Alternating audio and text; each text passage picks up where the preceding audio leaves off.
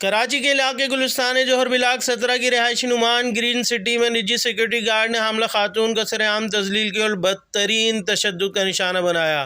خاتون زمین پر گر کر بے ہوش ہو گئی۔ تھپڑ کھاتے ہی خاتون زمین پر گر گئی اور اٹھانے کی کوشش کی تو اسی دوران زخمی سیکیورٹی گارڈ نے خاتون کے منہ پر زوردار لات مار دی۔ واقعہ 5 اگست کی رات پیش آیا۔